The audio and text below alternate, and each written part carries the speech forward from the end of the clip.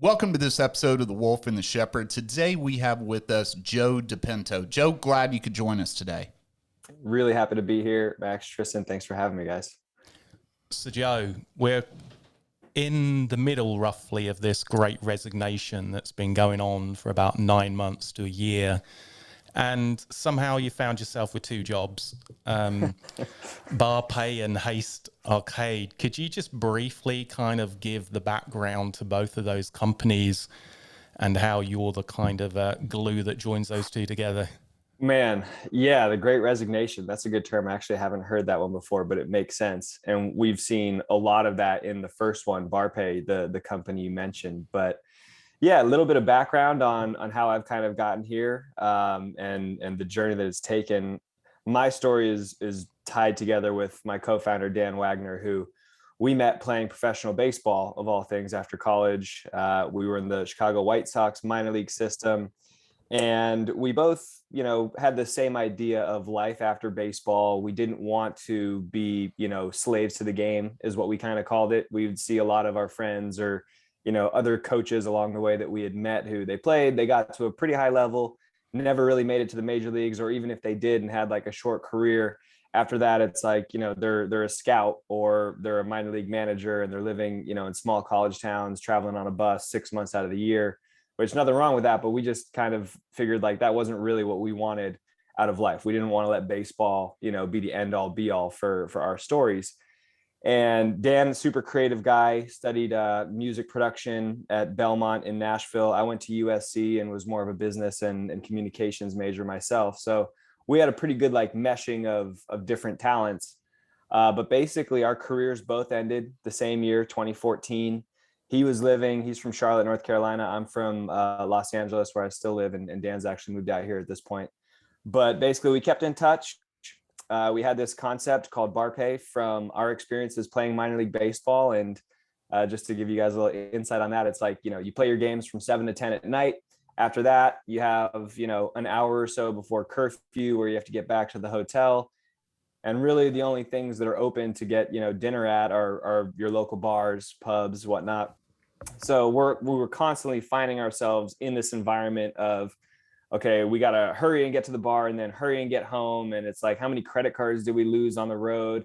How many times do we have to wait 10 minutes for a bartender to close out our tab? Frustrations that a lot of people have had, but you think about it, it's like, how come no one's really addressed this problem? How come no one's fixed this? And you think about the bar industry in general, they've been doing the same thing for thousands of years. You walk up, you tell some guy what you want, he brings it to you and he tells you to pay him. It's like no one's really messed with that process for a long time. And so we were young and crazy enough and enjoyed going to bars enough when we were 24, 25 that we were like, oh, we can, build an app and solve this or whatever. Obviously, neither of us having any programming experience whatsoever.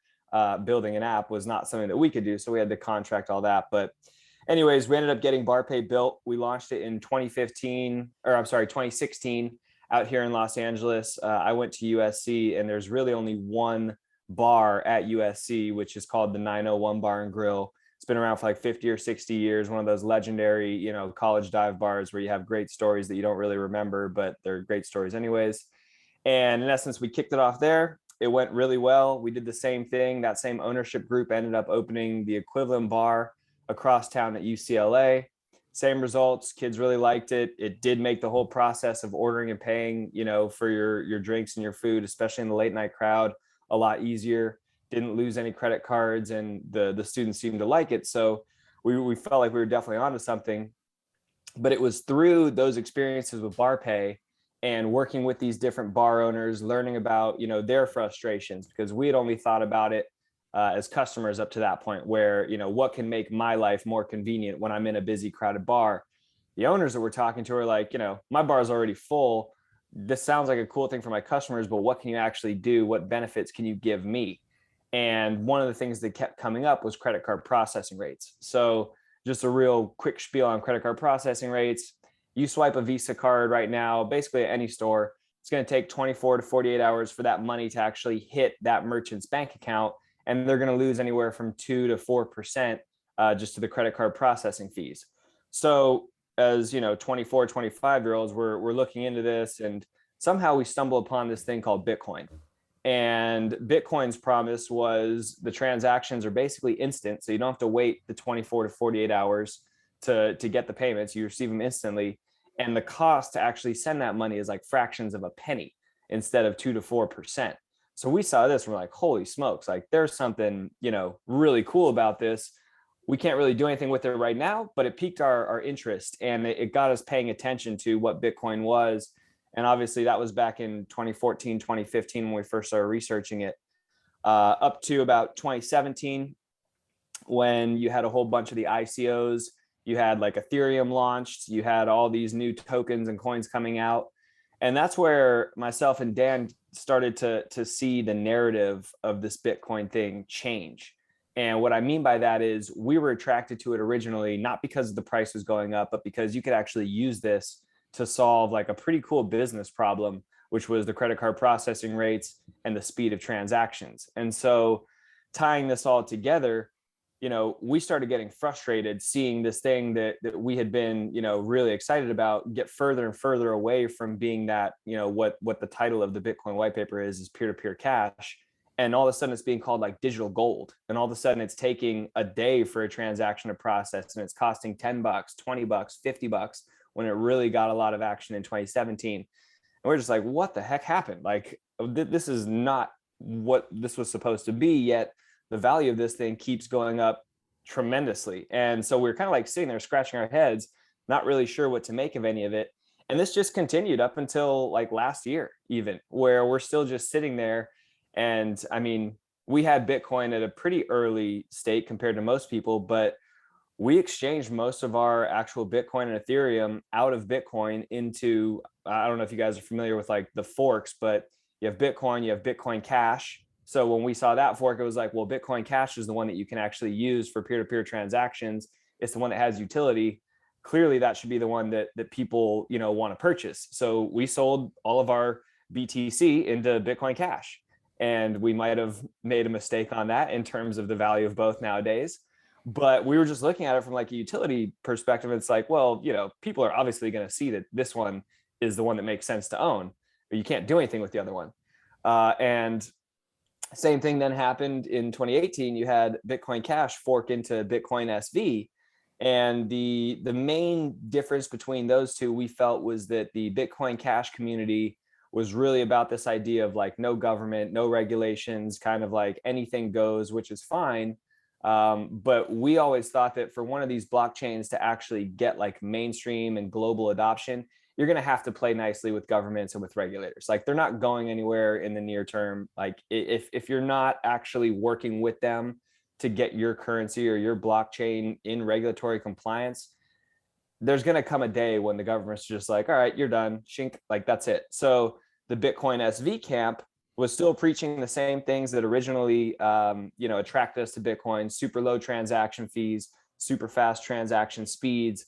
But they were also saying, we want this for global like enterprise adoption. We want this to scale. We want to work with governments and regulators and make this a blockchain that, checks all the boxes. So from our perspective, it's like, okay, this is what we were originally attracted to in the current form. What can we now do to show people in the real world, hey, Bitcoin isn't this digital gold thing? Like, I don't know what the heck that narrative is. There's some conspiracies and rabbit holes I could go down that kind of get to that point. But at simplest value, what we wanted to do is just show our friends even, hey, there's this thing called Bitcoin, and you can do it to do these things called microtransactions, which to me is really cool. What a microtransaction would be, sending something less than $1, sending a dime or a nickel or a penny or even fractions of a penny digitally, which right now you can't do that with a traditional credit card. For processing rates called interchange fees, they have like a constant fixed cost. Like the lowest you're ever going to be able to go would really be about $1 if you're trying to send that digitally. And that's why you see like at gas stations, the example I always use, if you spend $5 or less, they tack on like a 50-cent, service fee. That's because they're having to fight that processing charge that they're incurring as the merchant. Well, our concept was, we know that you can do this thing called microtransactions. We think this is somewhat of the initial goal and vision of Bitcoin. How do we break up a quarter into 100 different, fractions of a cent and send it to 100 of our friends at the same time? It's like, that's a pretty simple idea. Like, what's the trigger going to be? Like, let's just create a simple game where basically, however you do in this game, you earn spot 1 through 100 on the leaderboard, and then you get a certain percentage of every subsequent quarter that's spent playing that game based on where you are on the leaderboard. So the simple example is, you go to an arcade, you put a quarter in the Pac-Man machine, you get on the leaderboard. Well, in the old school, like, it's like, okay, cool, I'm on the leaderboard. I get to put my initials, ASS, SEX, whatever, the kids are doing these days. And that was it. You come back a month later and like, maybe your initials are still up there, maybe not. But with us, if you make that leaderboard, now every time someone plays on that machine after you, you're going to get a certain percentage of their quarter. So we call that instant leaderboard payouts. And that's something that is only possible with blockchain, and specifically with the BSV blockchain, Bitcoin SV. So I guess to kind of tie those two concepts together, Barpay and what Haste has turned into, is Barpay, still a company, exists today. We've got about 15,000 accounts in the bar and restaurant industry, does QR code digital menus. We were one of the very first to put those out at the beginning of the pandemic. But because what we learned through Barpay about credit card processing rates, we were able to then, build this Haste game, the very first simple game I was talking about, where basically what the game ended up being was, if you looked at your phone screen, you hit play game, the screen goes blank. Sometime within the next 2 seconds, a little dot's going to pop up somewhere on your screen. And the only purpose of the game is to just tap the dot as fast as you can. So if Max taps it at 397 milliseconds, and I tap it at 280 milliseconds, and Tristan taps it at 476 milliseconds, right? We're each going to have different spots on that leaderboard. But that's the whole purpose of the game. So we built that game. It had a huge reception within the Bitcoin SV community, because it was like, boom, like, here's a super simple example of microtransactions in the real world. Someone actually using blockchain technology for something other than, hey, let's just go pump and dump this token that really doesn't do anything, and that there isn't actually like a company behind. They're just have a website and a landing page, and they're raising $50 million.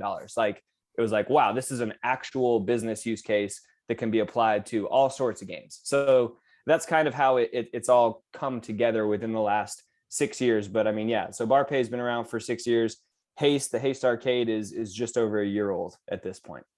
Now, with using something like a deviant of Bitcoin, I mean, the transaction fees for Bitcoin, and once we started dealing with crypto, were already pretty high.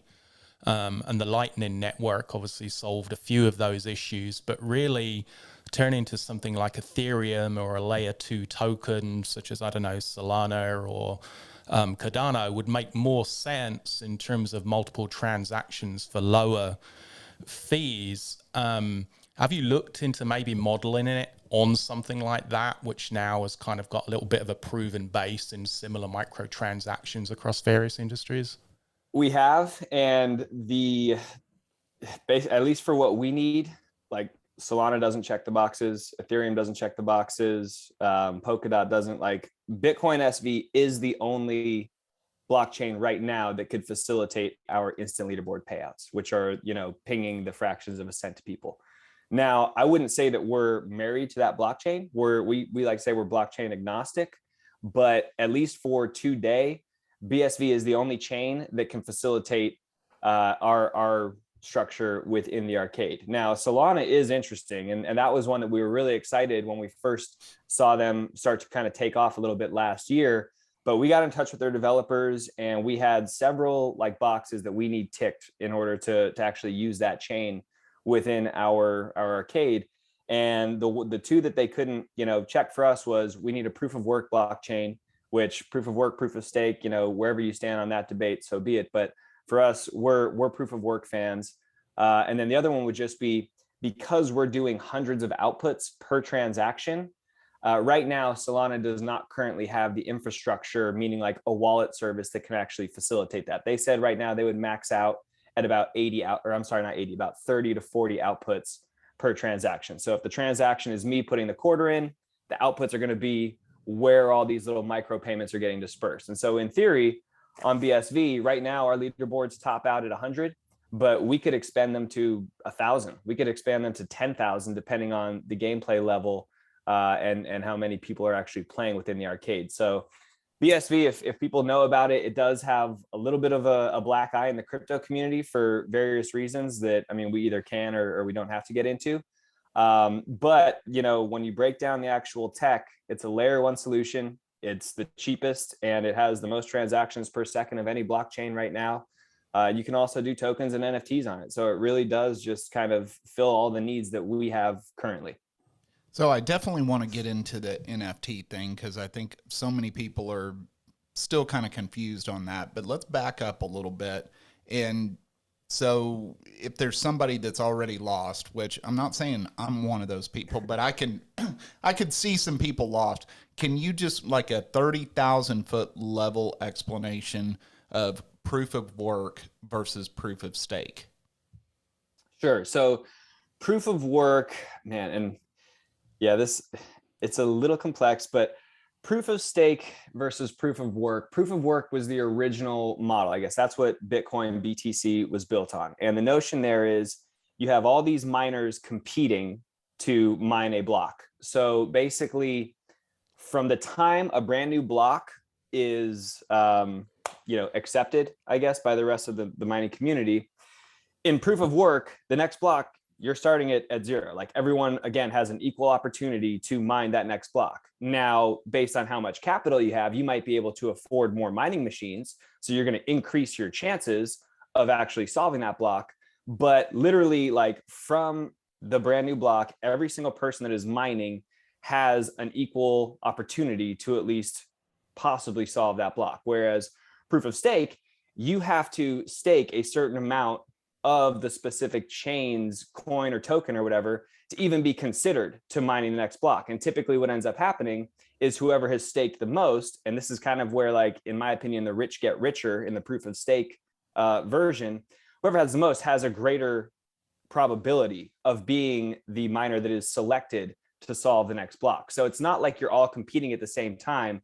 It's that in proof of stake, there is one miner that is selected, they get to solve the block, and then the other miners check and make sure that they solved it correctly and that they actually verified the transactions correctly. And if they make a mistake, then they lose some of the coins that they had staked. That's like the penalty if some of the transactions are illegitimate or they end up, accepting a fraudulent transaction. So in my opinion, I feel like proof of work is a little bit more democratic and proof of stake is a little bit more, the people that are already in power are going to continue to expand and grow their power over, the person who can only afford, maybe I'm only staking a tiny amount compared to some of these other larger mining operations. So no, it makes total sense. And kind of where I wanted to go with that was exactly what you said, right? So the proof of stake, if you own a lot of it, you have that better chance of going ahead and being selected to mine the next block. But proof of work, kind of capitalism has already won out again, kind of like you alluded to, that if you can buy more mining and hash power, if you can buy more hash power, you have a better chance of winning that block. And I know winning isn't the right word, but you get the gist here, right? So is there really any way to have the average Joe be able to compete in that kind of world on a true level playing field? In my opinion, not necessarily, unless they're buying into a larger mining pool. But I think that also gets into the notion of decentralized and what I believe is kind of a common misconception about what decentralized actually means. So you have certain parties that think decentralized means everyone should be mining and everyone should be a node. So like we should all be running our small operations. And that's how you keep the network decentralized. I think that's a mistake. I don't think that's actually what Satoshi meant. What I think decentralized actually means is that the protocol is locked. The blockchain's protocol cannot be changed, cannot be tinkered with. And when you have that, now you have no developers that can actually say, oh, we're going to implement this or we're going to implement that. That to me is a decentralized blockchain. When there's no people who are actually making decisions and the protocol is set in stone, now I think you have something that is truly decentralized. So that's what, I guess, to get back to the original point, I don't think you need the small people mining. I think you're going to have major operations the same way that we have, Amazon Web Services. They run, the majority of all the servers in the world. You're going to have major mining operations, companies that are spending billions of dollars to build these server farms. but you're not going to have to worry about the decentralization because that should be in the protocol, not necessarily in who's doing the mining, if that makes any sense. Yeah. Now, have you given any thought to maybe creating your own token? I know a lot of businesses have started doing that, again, using the layer 2 model, mainly on Ethereum. But do you see any advantages in maybe having an identity with that token to Barpay and Haste Arcade? I'm not sure of the costs and kind of setting up a token, but I just think it does kind of add a little bit to some type of identity. I mean, it's just like when you have Roblox, when you buy that, in-game currency, that you can only use it for that, as opposed to having a currency which you can spend on anything whatsoever. Yeah, I think loyalty tokens, I'm actually surprised they haven't taken off already. And I think one of the reasons for that is probably the cost associated with Ethereum, since that's what most people, go to as the token platform. But we do have a Haste Arcade token. And the way to think about our token is, if you went to a classic arcade and, you played skee ball or whatever, whether you got the high score or not, the machine still spits out tickets after the game that you can then go to the prize board and redeem them for like a PlayStation or, a stupid like fake remote control car or something like that. So we do the same thing. So we have the Haste token. I don't know what arcade goes to. Freaking win a PlayStation. All we can win is like cuddly toys, which magically self-ignite when they pass fluorescent lighting. Not only that, but what do you mean fake remote control car? I mean, my remote control car I got from there wasn't fake. I mean, it was terrible, right? And it broke down like 5 days after I got it, but it was real. Okay, I guess, yeah, fake's not the right term. If you thought about how much you probably spent to earn the tickets to get that remote control car, you probably could have bought 100 of those remote control cars. 9 years. Yes, absolutely. It's outrageous. I remember like saving my tickets from this place that I would always go to when I was a little kid, and it was like 2 years later I could finally redeem 100,000 tickets for a comb. I was like so psyched. Yeah, but it, taking the tickets and by the way, I've always said like Chuck E. Cheese or places like that teaches kids how to gamble, because I mean it is basically that same thing, right? But you bring up the token thing. I remember going to arcades and you couldn't use quarters, right? You had to put the $5 bill in and get tokens. Yep. And they could change the amount of tokens that you get for that $5. And the game itself maybe needed 1 token, 2 tokens, 4 tokens per credit. So it was kind of up to the arcade owner. What was the initial transaction amount for your real money that you put in? And then for the game, how many tokens did it take to get 1 credit to be able to hit start and play? Yeah. Okay, so I guess when you put it like that, so we have tokens that you earn from your gameplays that you can then redeem for our prize board. Eventually, you'll be able to use those tokens also to actually play games. And then we have credits, which are more of what you're alluding to. If you're not a crypto person, if you don't want to download a wallet to begin with because you're a little bit sketched out, you can go to the Haste Arcade and you can play for free. Or you can buy Haste credits with, a credit or debit card and use those to play in the games. Now, the credits are going to fluctuate because basically what you're doing is you're buying the underlying crypto that you need to actually play in the games that makes the outputs possible. So I might, spend $5 in credits and come back the next day and it's like, wait, I didn't even play yet, but my credits are only worth $4.80 now. It's like, well, the market went down yesterday. So we do have that notion as well for, the less, I guess, interested in crypto community out there. But the majority of the people, I think they're going to learn more about, the currency that we're using, and they're going to end up acquiring that currency to be able to play in the arcade. Well, I've got an idea for you. So you've got about 15,000 plus members to the Barpay system, right?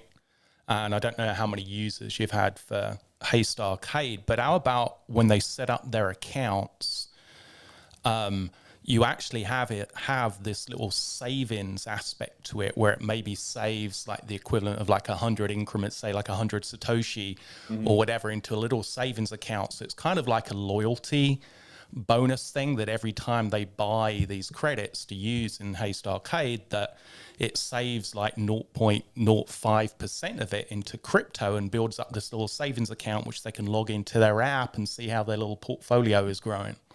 You're taking our secrets, man. Like you can't be talking about that. We're not ready to make a release about this yet. But yeah, you're absolutely nailing it. And I think what you'll end up seeing is, it doesn't just have to be Haste or Barpay. Like any individual business could start offering loyalty tokens that you could do just that, what you're suggesting. And I think once business owners start to understand that concept, like you're going to see a massive move towards these loyalty tokens. And here's why. We have this friend, Jack Liu, who's kind of a Bitcoin OG. He just has a really interesting way of like putting things in perspective. And he was here a couple of weeks ago, and he said to us, do you guys want to make money or do you want to create money? And he's like, and this is why tokens are so important. You can go and try and like build a product that earns you Bitcoin or Ethereum, or you can go and create a token out of thin air that you assign the value to, as long as you're actually doing something, to buy back that token or to basically give that token utility. So when you think about that, it's like, okay, I'm a bar owner and I'm going to mint 100 million of my bar's tokens. And I'm going to give, 10,000 of those tokens away every single day to the people that come into my venue. So on a given day, there's 10,000 tokens that are up for grabs. Based on however much my customers spend, the person that spends the most is going to get 10% of the tokens. The person that spends the second most is going to get 9%, and on and on and on down. Well, me as the restaurant/bar owner, I minted 100 million. Maybe I keep 10 million of those for myself, and that's just something that you can do if we're talking about I'm creating money at this point. So now all of a sudden I have this token that I'm issuing my customers, so they're earning tokens, for doing something they would have done anyways.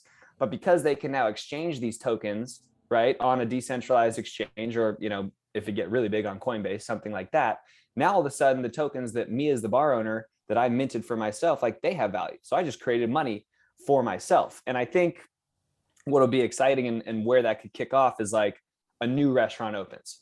Okay. I'm one of the first customers that goes there. I eat the cheeseburger and I'm like, wow, this cheeseburger is really freaking good. I'm going to load up on tokens to this bar because I know that 6 months from now, this place is going to be hot. Like people are going to want the cheeseburger badly. So it's going to incentivize, the loyal customers and the early adopters even more to continue to come back to that business and to earn as many of those tokens up front as possible. And that's basically what we do in the arcade. Like we have a set amount that we distribute in terms of our loyalty token on a daily basis. And we see people who are playing the games just to mine these tokens because they think, wow, 5 years from now, these tokens are going to be really valuable compared to what I have to spend, right now to get them. So I think that's going to be something I hope within the next 2 to 5 years, we see kind of this loyalty token thing take over in terms of, major loyalty programs. Yeah, and that leads perfectly into my question because I brought up on my phone, I use the 7-Eleven rewards program. I stop at 7-Eleven like 5 days a week.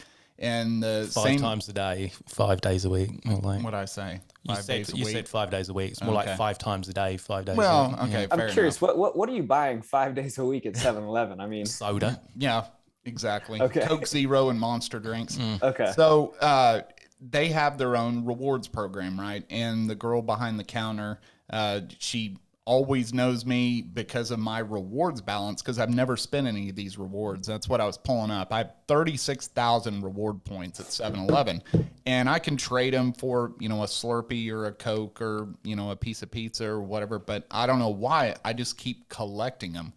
What's the difference between something like this, like the 7-Eleven's rewards program, and the tokens with crypto? So you can only redeem those rewards points for 7-Eleven things. Tokens on a blockchain, you can exchange those for anything. So basically if 7-Eleven had a token as opposed to a loyalty point like what you have, you could take that 7-Eleven token and exchange it for Applebee's tokens or for USDC coin or for, whatever other business out there. Whereas the loyalty points that you're looking at on your phone, unless I'm mistaken, I don't think you could send those 7-Eleven, loyalty points to McDonald's and get a cheeseburger in return. That's the big difference. And that's like the interoperability of the blockchain and being able to exchange these tokens for other real-time goods. Now, just going back to Barpay a little bit, I really loved, the whole theory of having a QR code on the corner of a table, being able to pull up a menu and order from the app. I hate the QR menus though. I know you were one of the early creators, but I hate that because I sit there and I scan that QR code and it takes me forever to find what I want in the menu. I like to be able to hold that piece of paper. Well, my problem with and it, you're older than I am. Yeah. Like, I don't know how you like the QR menu better. I just like it. My problem with it though is that when I have used it at a number of restaurants, they have changed something on the menu, taken something off the menu, but not updated the website that the QR code links to. And there's been a couple of times I've actually placed orders for things which, that's not available today. How do you solve this issue of perhaps restaurants, bars not keeping the back end system updated and that reflecting badly on the front end app? Well, what you're talking about is basically why I'm losing my hair. But yeah, it's not easy. And there's really the best solution would be a direct integration between whatever the QR code company is and that restaurant's point of sale system, so that if they go in there and it's called like 86ing an item, when they run out of something, they're like, hey, 86, the French fries. What we've seen at least is the majority of these venues, the general managers, the people that are actually on the floor, they're not interacting with the Barpay dashboard on a regular basis. It's like Barpay is a secondary concern for them. Their POS, their main, computer terminals are where they're doing the majority of their work. And so if you 86 something on one of those POS terminals, if you can automatically get that updated within the QR code, that's the best way to do it. Now, we do that for some point of sale systems, like the big ones, Micros, Aloha, but there's other ones where we don't. And in those cases, like literally the situation that you described happens. Customers will go in there, they'll order, a Bacardi, and the ticket prints out at the bar, and the bartender's like, we don't have Bacardi. Like, what do you want me to do about this order? So then, the manager has to go and issue a refund. They have to explain to the customer, oh, I'm sorry, we're out of this. And the customer's like, well, but it was on the app, blah, blah, blah. And that's when you see, frustrations. So, to answer your question, the integration is, crucial to making that a seamless thing. Or you really have to stay on top of the venue and the staff, where it's like, hey, if you guys update your menu, you have to do it in 2 places. And who really wants to do that? You know what I mean? So that has been one of the biggest challenges that Barpay has faced for 5 or 6 years. It's, how do you make sure that the staff is staying on top of what's available on the Barpay system so that it matches what's actually available on your POS as well. So there isn't a great solution for it right now, unfortunately. You notice how I managed to cover opportunities and threats with 2 consecutive questions. Yes, there. that was very good. That was very good. So now I'm going to throw another one at you. I've never been a fan of the QR code. I don't know why. I just think it's lazy for some reason. I don't know why I feel that way, but I've got to open up my camera and then I've got to get that in focus. And is there, some 7th or 8th grader that put a different sticker over there, and now I'm going to see, never going to give you up, but get rickrolled or something like that. Is there a better way on the horizon than that whole QR code? With all the technology and location services and everything, we got to have a better way, don't you think? Well, let me just say, number one, I'm like you. I'm not a big app guy. Like, even though there's all this technology companies or whatnot that we started and are running, but I would prefer the physical menu too. In terms of, is there something new on the horizon? Not that we've seen. Maybe you have like NFC stuff, so near field chips, where you can basically like tap your phone on something and it'll like extract information and show on your phone. But that's not that much better of an experience. You still have to unlock the phone. The website still has to load. So for the time being, I mean, at least to my knowledge, I think QR codes are going to be the thing that sticks around for a while. I think back, 4 or 5 years ago, they tried to make QR codes a thing and they didn't really catch on, because at the time you still had to download an app to even be able to scan a QR code. Whereas at least nowadays, like most of these phones have the QR reader built into the camera, which obviously reduces, the entire frustration of downloading an app. So I would say you're probably going to see more development on making it easier to read QR codes than actually trying to replace them altogether. But I could be way off on that. Yeah, but could it be something almost like my Apple Pay, wherever, I go to 7-Eleven 5 days a week, right? And I go into 7-Eleven, she shoots my little barcode on the Apple Wallet, and then I click another button right there on my lock screen and everything, and then I can pay. Can we get somewhere like that, like you say, that near field technology or whatever, where you walk in and the phone knows, hey, I'm at Tristan's bar, and like a wallet type deal opens up that you tap on and now you can see everything? You could do that. And that's more, I think it's called like an iBeacon, where you actually like walk into a venue and it'll know, your phone will somehow know, like, hey, I'm at, I think Starbucks actually uses this already. But the issue with that is the cost for the merchants. It's like, that's pretty, not extremely intense technology, but at least a couple $1,000 more than likely. And for a bar and restaurant owner, it's like, do I want to install this crazy near field technology, or do I just want to print a menu and worry about the other 100 things I have to do today? So it's the industry itself is pretty old school, and I've seen them be fairly hesitant to new technology. So especially if there's a big cost associated, I don't think that's coming anytime soon from a customer's perspective. And also you've got the issue of, relying on customers to activate location services to be an always on, and it's difficult enough to get people to do the most basic thing of turning the sound off on their phone, asking them to go into settings and activate location services for a specific app. Well, let's also not forget, then you have iOS and you have Android. I mean, there's nothing more frustrating when I'm trying to pay with Apple Pay and like, oh, we don't take Apple Pay, but they have the little logo on there. So they'll take Google Pay,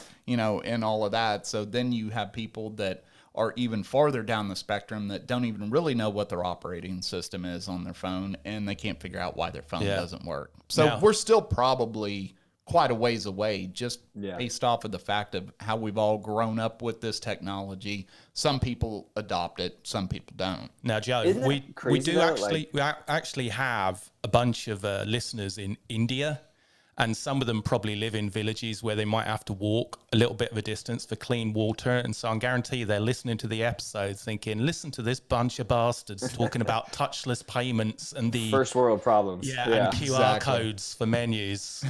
I'm sorry, Joe, I didn't mean to interrupt you. No, totally fine. But it's kind of interesting, right? Like Apple Pay, that's not new at this point. That's been around for 5 years, maybe? I mean, I guess the iPhone is really only like 13 years old, but you still don't, it's like, I still extremely rarely use Apple Pay. Me and Dan are kind of complete opposites. Like I'm very like, less apps, the better. Like I'd rather be outside than on the computer. Dan's like the early adopter who will try any new technology you throw at him. And he's been like using Apple Pay since before it even came out. And it's just like, man, I haven't seen nearly as much adoption as I thought we would at this point. Like the fact that there's still merchants who they only accept like Google Pay and they don't accept Apple Pay, or they only accept Apple Pay and they don't accept Google Pay. It's like, if we're only there with those technologies that people have heard of, we're still a decent amount away from actually going in and paying with crypto, right? Like if I'm a merchant and I'm not even doing Apple Pay yet, like good luck convincing me to accept, crypto number 972 on crypto, Market Watch or whatever. Like it's just, it seems like we're pretty far from that.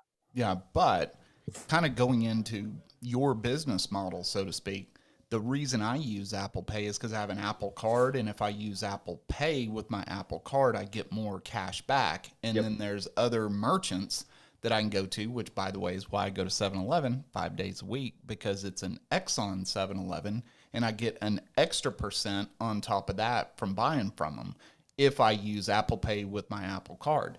So I've got my rewards and that. That's why I use it. You get 92 million points. You can get a Slurpee. Gallon of gas or something. Yeah. Well, half gallon now. It used to be a gallon. Yeah. But, Coinbase, for instance, they're obviously just an exchange, but they offer a credit card, and you can have a crypto balance in your Coinbase account, and you can use that card just like you would a regular Visa or MasterCard, and it is just a tap to use, and that pulls out of your cryptocurrency. So wouldn't a model kind of based along that work? I think it would. I'm still, with like the fees and whatnot associated. I feel like it would be difficult for merchants to really accept that if they're the ones that are having to pay the fees. And then on the other side, like the customers, like if I'm going to use my Coinbase card and go spend my BTC to buy a cup of coffee, paying $6 for my coffee and I'm paying $12 in fees, like just because you can do it, I don't know if it makes sense to do it, I guess is where I think we're at with the mainstream crypto. But that's why, you go back to like Bitcoin SV or a Solana, where all of a sudden you can spend $5 and you can pay, a very, very small transaction fee.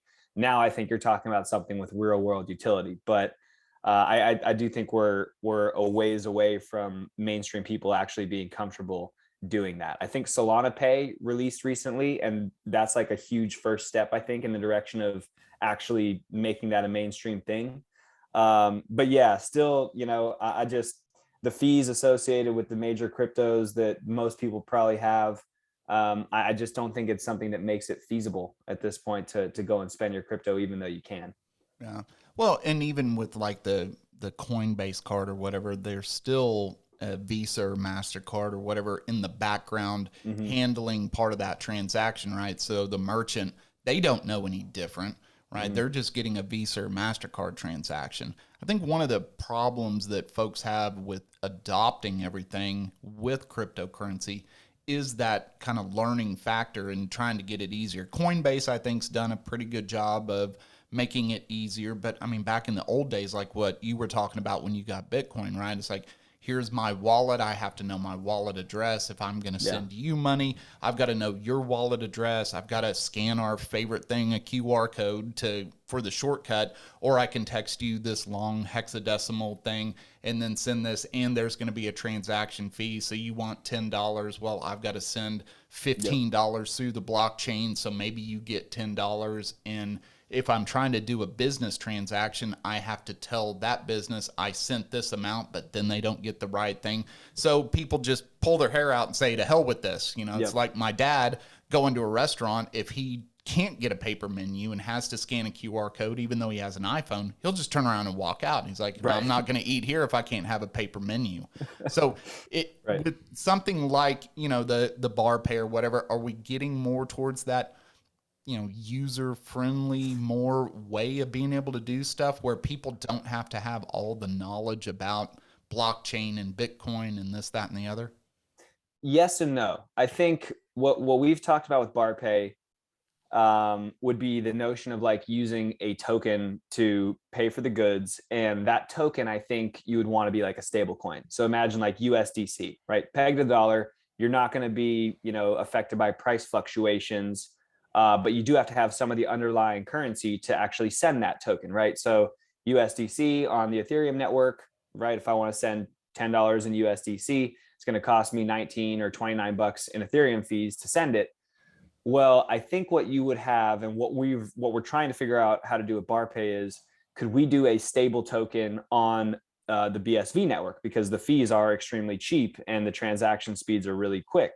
So what we would want would be, hey, customer, you can come in here, you can purchase, $20 in BSV US dollar tokens, and then that's what you're spending with. So me as a customer, I'm spending $20. I'm getting $20 of this stable token, and then I'm sending that $20 to the merchant. The merchant now is not getting hit with those credit card transaction fees. So they're just taking in $20 of the stable token. Now, if they were to exchange that into cash, they would have to pay fees along the way somewhere there. But I think if you can actually have a stable token that gains global adoption, then it's like, well, why would I ever cash this out? If I can use this at this restaurant, at the next restaurant, at the place across the street, because it's not fluctuating, like why wouldn't all those places want to accept it? It's just a more efficient form of money, which is really what the entire point of Bitcoin, the title of the white paper, peer-to-peer electronic cash, that was the whole point originally. So I think too, what that does, and this kind of gets more into the conspiracy side of things, but it's like, it limits the power in money as well. And it limits what the federal government and the central banks can do. And it in my opinion, virtually eliminates like inflation. And what I mean by that is, the government might be the ones creating these stable tokens. They can go and mint 1 billion or 1 trillion USDCs, okay? But if they don't have the underlying asset, they can't send them anywhere. They can't move them. So they don't really mean anything unless you can move them. And when you have something like Bitcoin or BSV, where there is only a set amount, you only have that 21 million. If you don't have any of those, you can't create more of those. So you can create as many tokens as you want, But if you don't have the underlying Bitcoin to send those tokens, it doesn't matter how many you print. And that's what I think the inflation thing, or I guess I think that's how it kind of protects against inflation. It's like, hey, the underlying asset is fixed. There is no more creating it. So unless you have it, like, it doesn't matter how many tokens you mint. You have to have this underlying asset. Yeah, I mean, with Bitcoin, it's proven through its kind of short life cycle to be more of a deflationary aspect, you know, on a roughly every 3 to 4 year cycle, which normally occurs within about 9 months of a halving. But, you know, there are a lot of coins out there and tokens which aren't built on that same basis. And I think for as many new coins and new tokens have appeared, they've also started disappearing. How do you convince people to buy into something when they already have a limited knowledge up front, but there's also this skepticism of them hearing about all this, you know, fraudulent NFTs and tokens, and you're wanting them to pay money into a token they've probably never heard of and keep that for future use if they don't spend it all on the spot? I think the answer is utility, like, and utility right now, not future utility. Not like, hey, this is what we're going to do, so give us your money now. I think it's like, hey, this is what you can already do with it. And that's what our focus with the arcade has been. It's like, hey, microtransactions are real right now. You can earn from playing right now. You can use our tokens right now. It's not, you know, give us $10 million and then we're going to go build all this stuff that maybe it works, maybe it doesn't. I think that's where people in the mainstream who are skeptical of crypto, and it's like, my friends all the time, it's like, they're like, Joe, I just don't get it. Like, why is it worth this amount? Like, what are people even doing with it?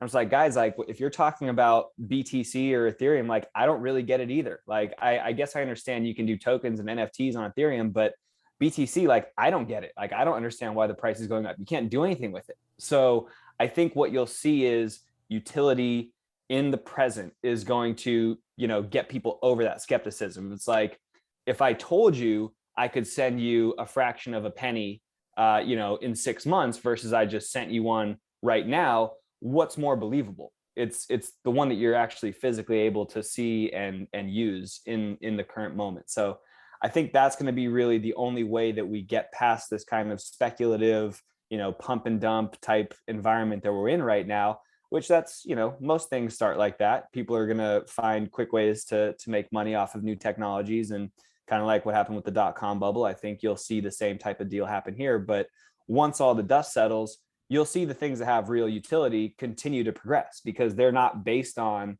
you know, they're not dependent on people pumping more money in and speculating on what's going to happen in the future. They're based on, we already have a business model that's working, and we're just going to continue to pursue that. Perfect segue once again. It's like we have all this planned and we seriously don't. But one of the things that we are finding now with crypto is a lot of it, yes, is based off of certain things. There are proof of stake, proof of work, underlying values, things like that. And sure, pump and dumps happen. We all know that. I mean, it happens in the stock market and all that. I mean, look at the GameStop stock, things like that. The one I can't wrap my head around, though, is NFTs, because it's a GIF of a monkey and you say it's worth, you know, all this money. And to me, that's the true, like, pyramid scheme, pump and dump. Hey, I'm going to make this GIF of a monkey and I'm going to value it at $1, and then you sell it to me for $2, and let's build all this up and then throw it into the metaverse or whatever it is, so I own this animated gift. Just kind of 30,000 foot view again. Prove me wrong, number one, that NFTs aren't just an absolute scam, and exactly why would you want to put any money into one? I don't know if I'm going to even try to prove you wrong. Like, my personal opinion on what you're describing is that, yeah, that is like a scam. Like, I don't see the value in it personally. Now, that's the beauty of quote unquote art, I guess, is that, you know, some people might value it at like an Ethereum rock at $1.5 million. Like, if you have that type of money and you want to, you know, flaunt it by buying this JPEG paint made rock, like, so be it, do it. But I think again, like, similar to what we were just talking about, the .com bubble, I think with NFTs, right now what you're seeing is the very, very first wave of what NFTs could stand for. And digital art is, a very simple thing for people to understand. Here is, the digital proof put on a blockchain. And that's another thing I think people are mistaken. Just because you own the NFT doesn't actually mean that you own the image itself. It means that you own that image on that particular blockchain. So I think what's going to end up happening is, and what I'm excited about is like physical to digital NFTs. So the idea there would be, and this is something that we're toying with, would be, how can you take something that you purchase in the real world, and all of a sudden, like when you purchase it, on the price tag or whatever, there's a QR code, since you love QR codes so much, there's a QR code that you can scan, and basically that's going to send an NFT of that physical item to your wallet. So now let's just say, that little mini Baby Yoda you've got back there. You buy Baby Yoda, you scan that, all of a sudden you've swept, and now you have an NFT of Baby Yoda sitting in your wallet that maybe you can go and use as your character in, a Star Wars game, something like that. That's where I see NFTs going in the future. But you could really apply them to anything. It's really just proof of like ownership of a specific thing in time. It doesn't have to be a piece of artwork. It could be time itself. So for example, and this, I give this example and it loses some people. Other people are just like, oh my God, that makes so much sense. But here's what I would see it. So say you are a house cleaner, you're of a maid service, and you have your clients, right? They go and they book a time slot on your calendar in certain time. Well, what you will do in the future is you will mint an NFT for each time slot.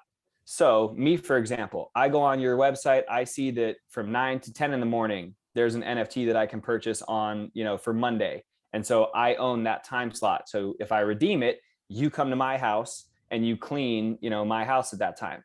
The next time slot is from 11 to 12. The next one is from 2 to 3, 5 to 6, etc. Well, let's say that I, buy that first NFT, you come, you end up cleaning my house. I'm like, holy shit, this is a really good cleaning service. Like, I'm going to snatch up a bunch more of these NFTs, and I'm then going to resell them because I know that other people are going to want this cleaning service once they find out how good it is. Well, you, the maid service, the person who minted these originally, you're going to get a royalty every time the NFT is exchanged after that original sale. So if I buy it originally for $100, you as the minter, you're going to get the $100 up front. But then if someone wants to buy that NFT from me for $150, I'm going to get, a certain amount of that, but you as the original minter are still going to get your royalty of like 10%. So you're going to make $15 more on top of the 100 you already made for that first time slot. So basically, I mean, even like this podcast, for example, you guys could be selling NFTs for guests. So if you want to come on the Thursday at 11 o'clock podcast, you have to go and purchase that NFT. And so I might go and purchase that. You guys are getting the money up front, so you have instant liquidity. And then I might end up selling that NFT to somebody else that wants to come on this podcast for a higher price. Now, obviously that might not work with your guys' model because you probably want to know who's coming on the show, before they show up. But I don't know, depending on the amount of money that they're paying for this, I think we'd have anybody on. Yeah. Yeah. So yeah, I mean, that's just kind of a long way to say, but I guess in general, I think that what's happening right now with NFTs is kind of, I don't want to say scammy, because there are artists who actually put in a lot of time and they do create really cool pieces of digital art. But I think that's just the very, very beginning. You'll start to see NFTs for everything, like the watch you're wearing. You'll go online, you'll buy an NFT of that watch, you'll send that NFT to the actual watchmaker, and that's basically redeeming it. They'll send you the watch. But if you never end up sending it in, the value of that NFT might increase over time. So then you can resell it, and that watch is still, waiting for whoever's actually going to redeem the NFT. Where it makes the most sense to me, and where I think the use actually is kind of like your maid service example. But I think about like the old school timeshare, right? Like the three of us, we decide we're going to go buy a house, and we're going to divide it into thirds, like a lake house or whatever. And so we all own a third of the NFTs, and maybe it's like 10 a piece. But you decide, hey, I've got 9 buddies over here that, my third of the time I want to divide up to them and let them kind of have part ownership of the house. Or maybe you come to Tristan and you say, hey, I want out. Will you buy my pieces off of me? That kind of thing. Or like the title to a car, right? Yep. A title to a car could be an NFT, and maybe I'm the sole owner, and now I sell the car to you, and you buy that NFT off of me, and at the same time I hand you the keys. That to me is where the whole NFT thing makes a lot more sense than a digital picture of a monkey. Well, yeah, I mean, I think both of you have just kind of suggested the direction NFTs should go, I think, to maybe make use of the technology. But at the moment, I think the only people really making money and are guaranteed to make the money are the marketplaces, which are selling the NFTs, who are taking their percentage sell fee. But, you know, NFTs at the moment, in terms of, as you say, you know, a GIF representation maybe of the Bored Ape series, which was, I think, the first ones to really explode. Is that why I keep saying monkey? Because that's the one that... the Bored Ape series of artwork. But, you know, that's only attributed value, because if we take like the early 2000s, where all this kind of like new art came out, where somebody would shit in a sock and they'd suddenly decide it's worth $16 million, you know, a decade or so later, people might have come to their senses and be like, that's just shit in a sock, mate. It's only worth like about $1. Yeah, but doesn't that go back to the whole... Can the same happen to NFTs, though, that you buy an NFT for like $2 million and then somebody decides, look, mate, I'm bored of looking at pictures of apes scratching their ass. I'll give you 25 cents for it. How do you then change that value back to something significant? And to go to my point, it's kind of like we both had Star Wars toys. I still have mine. And you say, oh, I have this original Millennium Falcon and it's worth $2,000. Well, it's only worth $2,000 if I can find somebody to give me that $2,000. Yep. Right. So in your exact example, I might say this is worth $2,000, but if I can't find anybody to give me $2,000, it's worth what I can get out of it. Yeah, I agree with that 100%. That's where I see the problem with NFTs coming in, because there's no shortage of NFTs to buy and people are buying them for ridiculous sums. But there was a report out, I think the end of last week, early this week, that the majority of buyers and sellers on NFT marketplaces are within a small group of people. And so, you know, it's like, you're buying my NFTs, I'm buying yours, but we're still not paying for them in real money as such on this marketplace. And once we get bored of selling these apes, then what next? We've got to find somebody else, because I'm tired of buying them from you. You're tired of buying them from me. Yeah, ducks. The bored ducks. The bored ducks. Yeah. Yes. What that's coming down to, in my opinion, is the reason I think the NFTs and like these Bored Ape Yacht Clubs and all these super expensive NFTs are really the only thing that we've heard of or seen so far, is that if I'm going to go and mint an NFT collection, that costs a lot of money. And like, who can actually afford to do that? Celebrities or people that made a lot of money in Ethereum or Bitcoin in the early days, and now they want to show it off as clout. So you can either go buy a Lamborghini or you can go buy, you know, one of these Bored Ape Yacht NFTs. So like, yeah, I don't mind paying $800 in fees, you know, to make that transaction, because I'm buying $1 million piece of art or piece of digital art. But the common everyday person, like, they can't participate in that ecosystem. And that's why I think, you know, people are just like, I don't get it. Like, what's the point of all this stuff? And that's where I'm going to go back again to, you know, blockchains at scale and BSV in particular. An NFT does not have to be something that's $1 million. An NFT could be something that is a penny. It could be a t-shirt that I want to put on my character in a video game, or a pair of shoes or a pair of socks. Like, it doesn't have to be all this crazy expensive stuff. It could be very, very small valued items, but just within a digital world, like, you need to equip your character with a set of gloves or with a shirt or with shorts. Like, you go to the marketplace and some things are 5 cents, some things are 10 cents, some things are a penny. Those are all NFTs also. It's just, we haven't seen those in the mainstream because the blockchains that are currently the ones that Coinbase is, you know, promoting and the ones that people know about, you can't create NFTs for that small value because the fee to mint them is so high. The only things that are worth creating are things that you can charge tens of thousands of dollars for, which that's why you have a very small market of people who's actually buying and trading these things. Yeah, it's all fascinating stuff. I mean, we could go on for hours with it, but can you let everybody know the best way to get a hold of you, how to download Barpay, how to download Haste, and reach out to you for more questions or information? Yeah. Barpay, it's just QR codes. There's no app, so you don't really have to worry about downloading anything. If you go to one of our venues, you'll see like the little cup with the wing on it. That's, there's not really a whole lot of interaction there. Haste, you can go to hastearcade.com or app.hastearcade.com. You can start playing the games there. We're on Twitter, Haste Arcade, Instagram, Haste Arcade, Discord, Haste Arcade. And there's a decent amount of games in the arcade at this point. We've done, I mean, we consider Bitcoin SVs to be Bitcoin. So there have been hundreds of Bitcoins that have been spent, paid out so far in the arcade. And it's all skill-based stuff. So it's not like, you're going in there and gambling. It's just fun little simple games that I think in time we hope, bigger game studios get interested in the leaderboard payout concept we have. But for the time being, these are mostly, just fun online arcade games that if you got a couple minutes to kill, you go play a game, you get on a leaderboard, and then you start getting paid the rest of the day just because people are trying to beat your score. So again, that's just the Haste Arcade. And yeah, that's where I would definitely encourage people to check out. Very cool. Well, Joe, thanks for spending some time with us. If you're watching this on YouTube, please click the subscribe button. It does help us out. And that will do it for this episode of The Wolf and the Shepherd, and we will catch you on the next one.